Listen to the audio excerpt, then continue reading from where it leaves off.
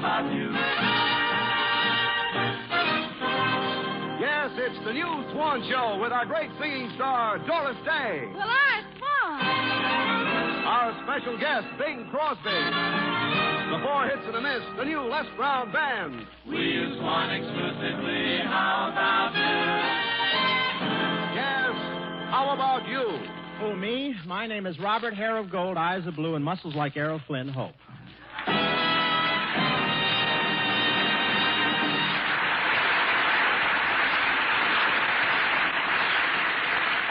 And now, Bob Hope's Swan's Eye View of the News. Berlin, Germany. The gap in Russian-American relations widened here this week when Germans living in the Soviet zone were forbidden to chew gum because it is too American. Berlin is now divided into 3 zones. Spearmint, juicy fruit, and stick it behind your ear, Fritz. Here comes the commissar.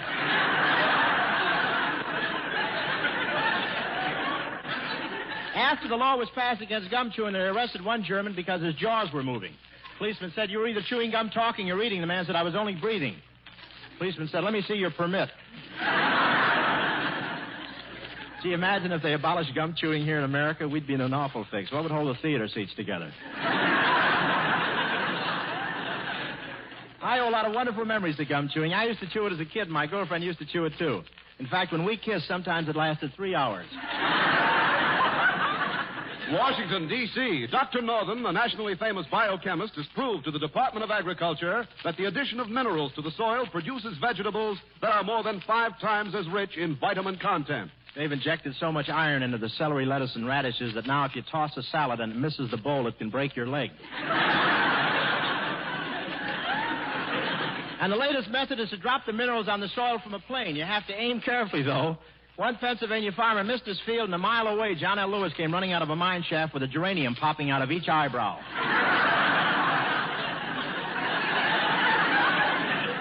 That'd be better on television, wouldn't it? All those vitamins in the soil are affecting the earthworms, too. I went fishing and put one on a hook, and the first thing I knew, the worm got a stranglehold on a trout, flipped him up in the bank, yelling, hey, look at me, I'm Gorgeous George. New York, New York. Generals, politicians, entertainers, and secretaries all hit the literary jackpot as this week found their books topping the bestseller lists. Everybody's writing a book about their experiences except Artie Shaw. He's still doing research.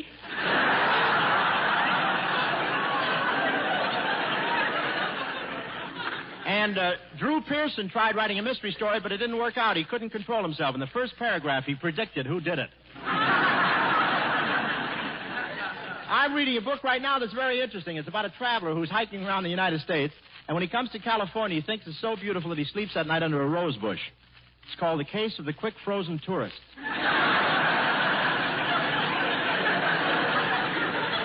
Los Angeles, California, one of the largest crowds in football history, this Saturday jammed the Coliseum to see the University of Southern California score the major football upset of the year by holding Notre Dame to a 14-14 tie. I've never seen such a crowd in the Coliseum. The stands filled at capacity, and some of the fans even more so. There were 100,000 people at the game, including me. People were sitting so close together that when I got up, I was wearing a blanket, 3 fraternity pins, open-toed gold sandals, and a... There's more, but if you don't want it, okay. Open-toed gold sandals and a raccoon coat with a student still in it.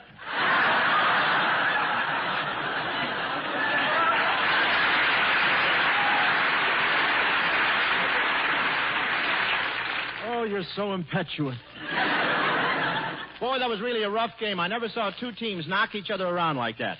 In one play, a Trojan ran 40 yards for a touchdown, but they called him back. The ball he was carrying had ears on it.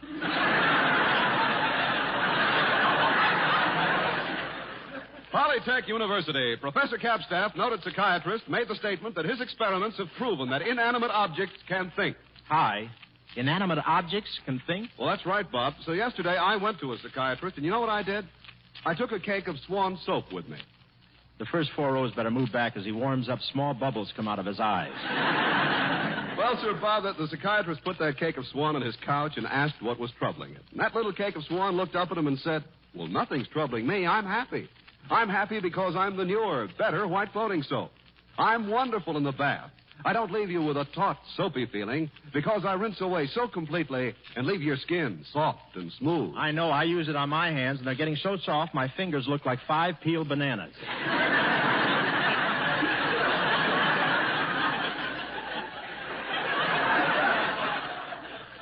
And then, Bob, the psychiatrist looked at the cake of Swan and said, I think you have a split personality. And the cake of Swan looked back and said, well, I'm glad I have a split personality.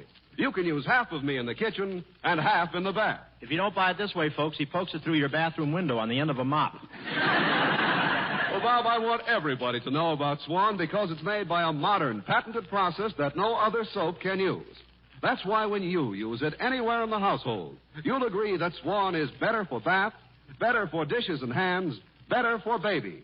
Swan is the best soap afloat. Well, I Swan. Me too. Yes, sir. By Cracky. Shall I wrap it up?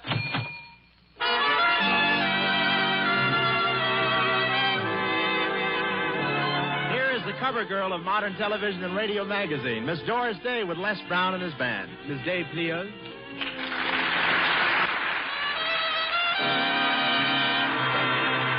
My darling, get used to the name of my darling. It's here to stay.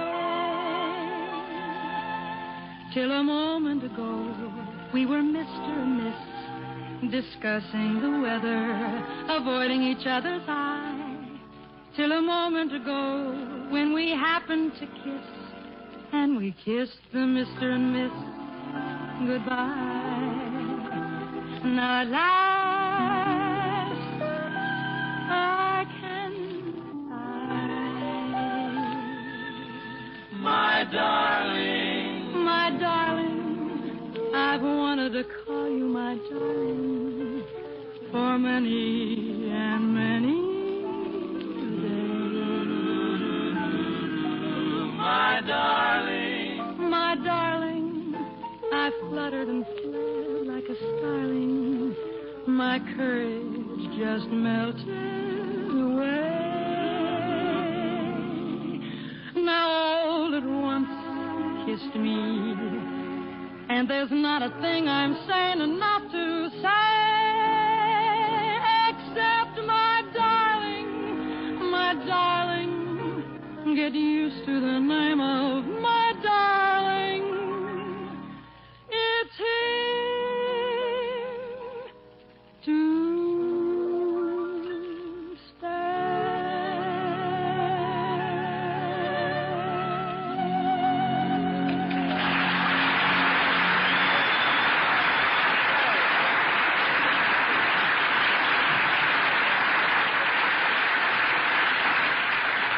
Gee, that was great, Doris. Oh, thanks, Hy, but I'm really surprised I was able to sing at all tonight. I'm so knocked out from Christmas shopping. Oh, yeah, I knew you were helping Bob with his shopping. Tell me, Doris, is Bob spending very much money this Christmas? Well, he said he was going to take it very easy because he lost a lot of money in the market. Oh, did he have some of that amalgamated tin just before it went down? No, he got caught with 52 airmail stamps when they dropped to 4 cents. Well, that shopping tour, that tour must have been some experience. Oh, you said it. I was waiting for him in front of Woolworth's. He was 10 minutes late, and I was getting very impatient. Gee, I better get going or I'll be late, but this is so interesting. I just can't tear myself away. That girl is so beautiful, and she's looking right at me. She smiled at me, and now she's winking. Gee, she's beautiful. Look, Bud, I don't mind you looking at the television, but keep your clammy nose off my window.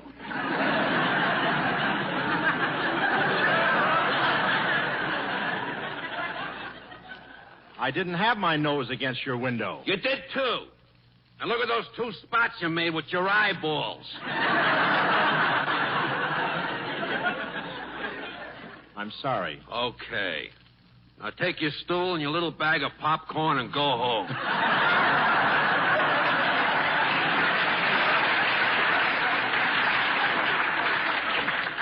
All right, mister. Well, I'd better get going.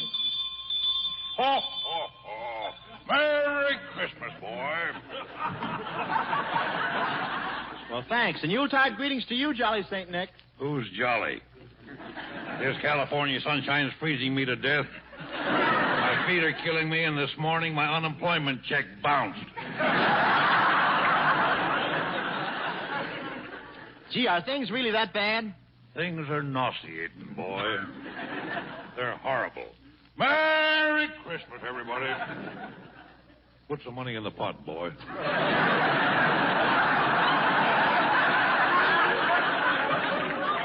Well, wait a second, Santa. Who does this money go to? Well, it's for a very good cause. It's for the undernourished and downtrodden Eskimos of Upper Glendale. Now, wait. There aren't any Eskimos in Glendale. Can you prove it? No. Put some money in the pot, boy. Well, I got to meet somebody right away or I'll be in trouble. He's got troubles. Boy, I'm married to the most miserable, mean, and ornery woman that was ever allowed out of the snake pit. She's really bad, huh? Revolting. Merry Christmas, everybody.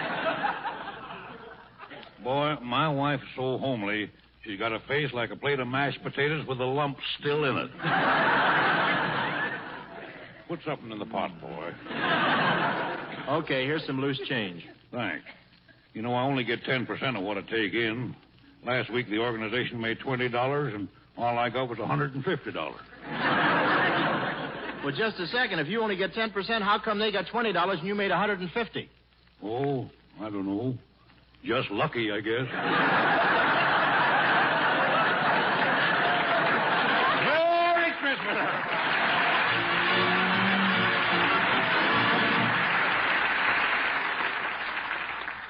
Oh, I'm sorry I kept you waiting, Doris, but here I am. Oh, that's all right, Bob, but you better give me your Christmas list so that we can get started now. I don't know which present to buy first.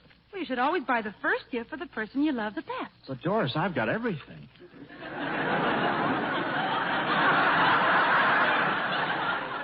Come on, let's go.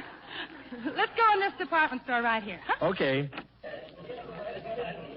Oh, Bob, about the present you're going to buy for me. Oh, there's a friend of mine over there. Hello, Mort.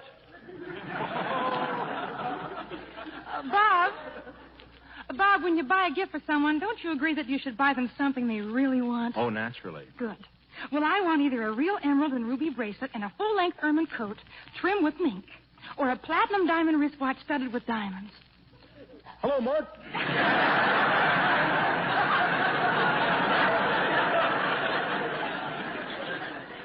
Okay, let's look at your list now. The first name you have is Crosby, and right next to Crosby's name you've written $2.25.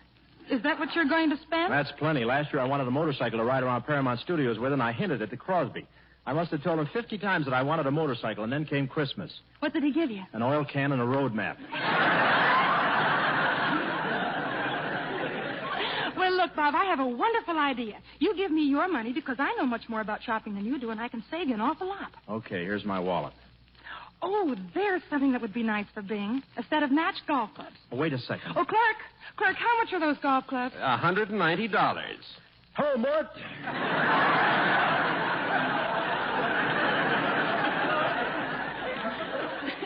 Oh, gee, I think they're wonderful. Doris, wait. And how much is that bag that goes with them? That's $200. It's just what we want. Doris, wait. We'll take the bags and the clubs. Let's see, that's $390, right? Yeah. Okay. Here's $400 and keep the change. Mort, where are you? Well, Bob, let's get going now because we Wait have a second, Doris. I want to ask this floor walker something. Pardon me, mister. Yes, sir. Can I help you? Hey, look. It's High Everback. Yeah, get a load of him in a cutaway coat and striped trousers wearing a gardenia. All floor walkers wear gardenias. In their hair?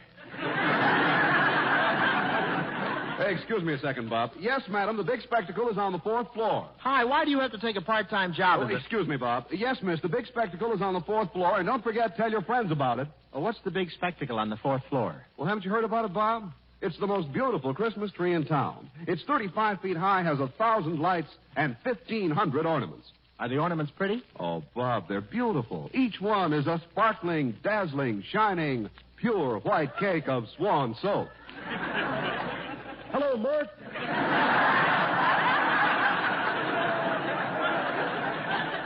Yes, Bob, and how those women flock around the tree when they see all that swan, because they know that pure, gentle swan is better for dishes, because the faster, harder-working suds rinse away so completely the dishes never need wiping. Now, you've got to see that tree, Bob. You'll never guess what the ornament is up on the top of it. Oh, yes, I will. Well, what is it? The Lever Brothers on a stick. Well, really, the reason Swan is so popular is because it's made by a modern, patented process no other soap can use. A process that makes Swan as mild as the finest Castile. Swan's richer, gentle suds protect your hands and leave them soft and smooth. Now, just imagine any woman on Christmas morning. She wanted a mink jacket, but Santa has brought her something she likes just as well. A lovely cake of Swan. Now, could a woman ask for anything more in her Christmas stocking? Well, it would be nice to find Charles Boyer in there blowing bubbles. Millions of housewives agree that for dishes, hands, or the bath, Swan is the best soap afloat. And here he is, ladies and gentlemen, the man who boiled the hot water when Al Jolson was born, Mr. Bing Crosby, right there.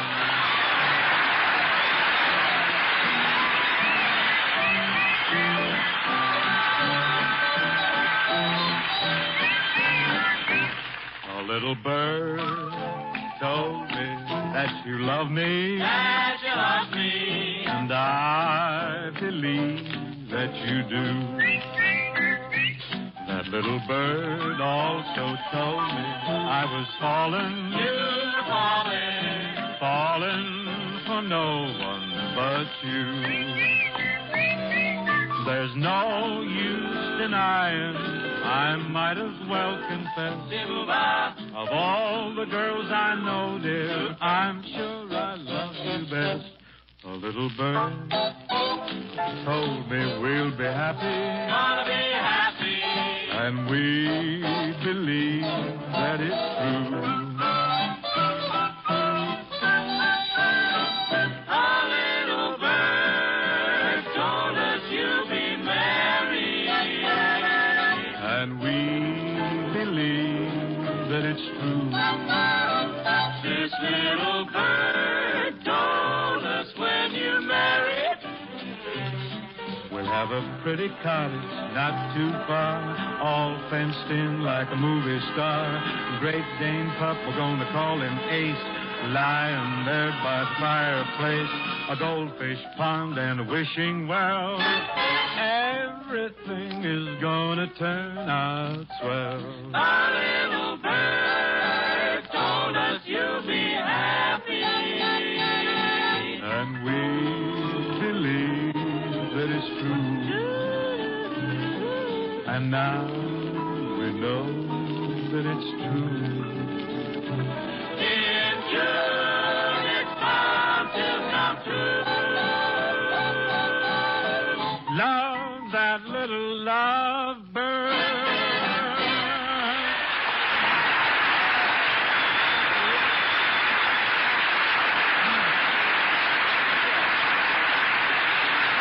Thank you.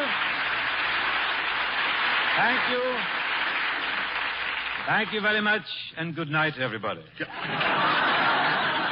Good night. Wait a minute, boy. Where are you going? I sang my number. I gave the show a little class. Now I'm off. Gave the show a little class. Look, you hopped-up Hildegard. What? You'd better stop going to that African barber. He's been shrinking your head again. Flattery will get you nowhere, Saggy. Now, come. Where's this new show of yours everybody's been talking about? Well, haven't you heard? I'm on for Swan this year. They make soap, you know. Yeah? It's too bad it's not something you use.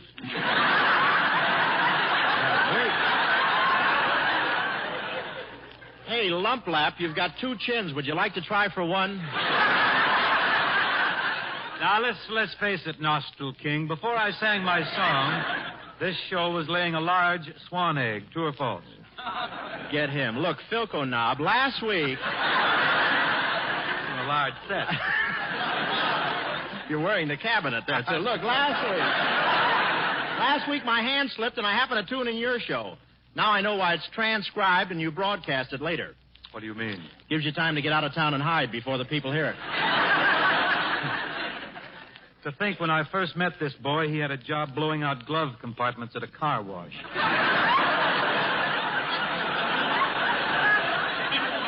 Steady, couch pouch. Now, look, ratchet head, if I'm to... Oh!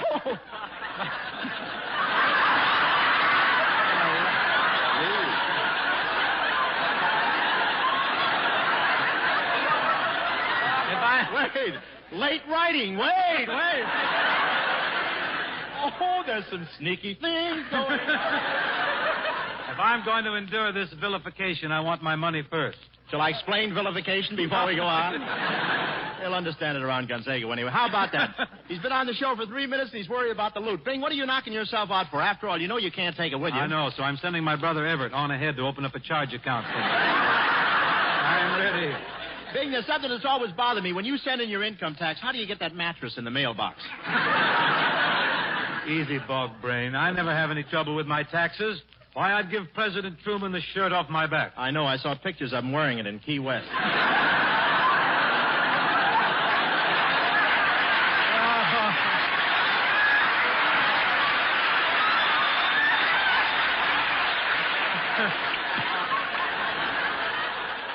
What's that you're wearing there? Tamale husk with a belt in the back? It's nice of you to slip your coat on for this anyway. Think I'm too frisky? Say, don't care for that, huh? I guess not. We'll ignore the next 6 lines. All right. New kind of radio. Just throw the whole thing away. Hey, look. You better stop being so frisky or I'll tell Abby Rents to stop souping up your wheelchair. Wheelchair, come. That's no way to talk to a man who's just reached 35. You're 35? 35 times what? Oh, wait a minute. You're snapping your wig, my boy. If you remember at my last birthday party, I had a cake with only 35 candles on it. Yeah, but at the bottom it said continued on the next cake. But what does age matter? I saw your last picture and I thought you were great. That's a coincidence, so did I. Read that line again. There's a talent scout here tonight from the Wilson Ham Company. He's got his stamp. He'll make you grade A, I'm sure. Like the stag one, a pink one. You know, we ought to make a picture together again, Bing. I stopped over at your house last night to talk to you about it, but nobody was home. Oh, that's a shame. Yeah, I must have rung your bell about 5 times. 6 times.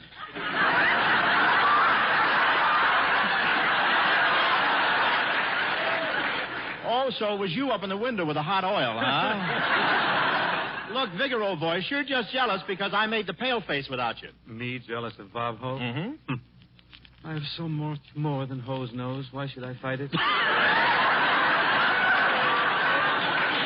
Tell me, Bob, I get to laugh without even reading it. I love that. How'd you feel having Jane Russell opposite you instead of me in that picture? How would anyone feel switching to filet mignon after a diet of hog's livers?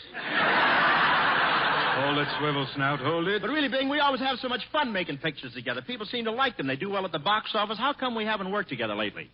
Oh, I don't know. Just lucky, I guess.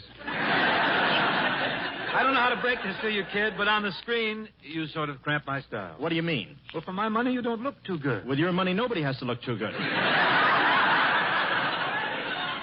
Excuse me, Bing. I didn't mean to raise my voice. That's all right. You're sure I didn't blow your hearing aid? I'm tuned into We the People. I'm on a 2-party line. Besides, kid, I like to do a lot of singing in my pictures, and with you around, it's just... Singing? Mm-hmm. I didn't want to say anything, but when you sang your song before, you sounded like Jessica with her net dragging. Why don't you give up? Give up? Singing is my life, Robert. It is, huh? Of course, I've been lucky. There's the radio and the records and the jukeboxes, but I dare say I'd have been a singer 200 years ago. Weren't you? I ignore that and repeat, Bob, that 200 years ago I still could have made a living with my pipes. Are you kidding? I suppose composers like Mozart and Beethoven would have been writing songs for you. Not wholly impossible. I can see myself asking Ludwig von Beethoven to knock out a little ditty for me. Almost sounds as if we're going into a sketch. Could be.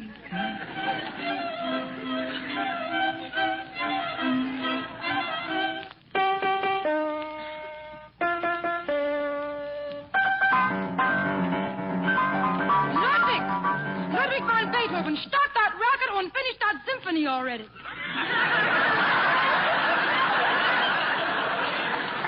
Ach, der Lieber. I've got to stop those jam sessions mit Dizzy Van Gillespie. Oh, Ludwig.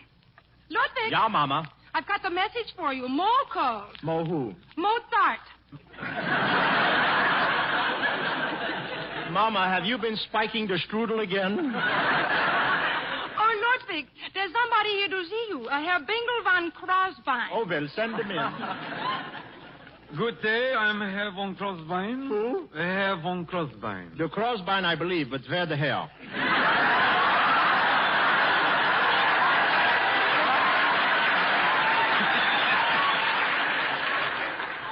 Say, tell me, is that your nose or are you eating a sausage there? What can I do for you? Well, I'm a singer. A broken down schnook like you is a singer?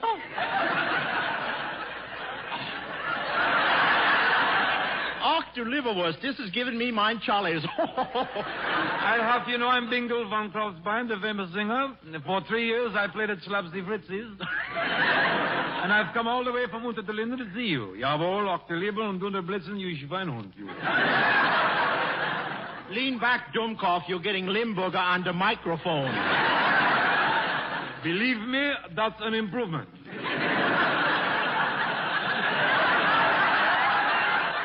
Look, Beethoven, I got a deal for you. You're What's a that? composer, I'm a singer. All right, I wanna let's try song- a song together. Good, we do that. We We do try that.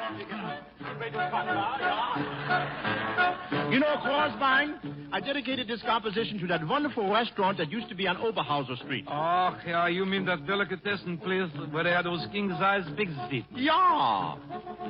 Heine worked behind the bar and he had a big red nose. Mo would make the Wiener Schnitzel and the sauerkraut with the minis in the middle. What a wonderful place was Heine's and more. They never would light out the lights 'cause the place would never close. Und Schultz would play a squeeze box solo with Octaliebe, such a beautiful smoke. You could blow your top in Heine's and more. Ach, wie was the gay blades in those days, eh, mein Herr? Yeah, I remember we belonged to the Wilhelmstraßen Pickled Herring and Necking Society. Sometimes we got around with a big herring. Oh, you fracture me, Crosby. Oh, you stinker, you. Don't care. Has your nose always been like that, or did you have that ballpoint put on it there? What is it?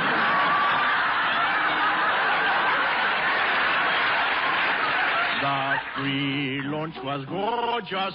The beer was always cold. Und the dancing with the women. Ah, the women. Ja, jawohl. You could smell the place for 16 blocks. And it wasn't any rose.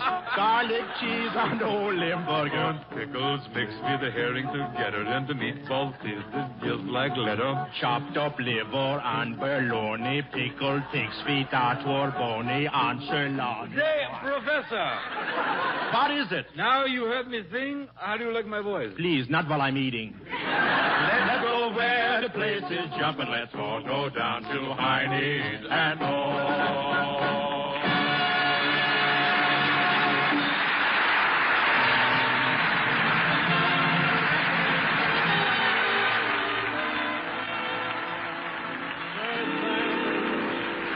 I want to thank Bing Crosby for being with us tonight. Ladies and gentlemen, we're making plans for next Tuesday's show, and we'd like your advice. Would you rather have me sing Buttons and Bows, or would you rather have Jane Russell? Well, next Tuesday, I'm just kidding. That gal you'd like to see most in her Christmas stockings, my two-gun mate from the Paleface will be here, Jane Russell. And, folks, there are only 15 more shopping days before Christmas, which is still plenty of time to remember the scientists who are looking for a cure for arthritis. If you want to help, write to Arthritis, Box 1200, General Post Office, New York, New York. Millions of people have arthritis. Millions of dollars are needed. So don't forget the address. Arthritis, Box 1200, General Post Office, New York, New York. Thanks, and good night, everybody.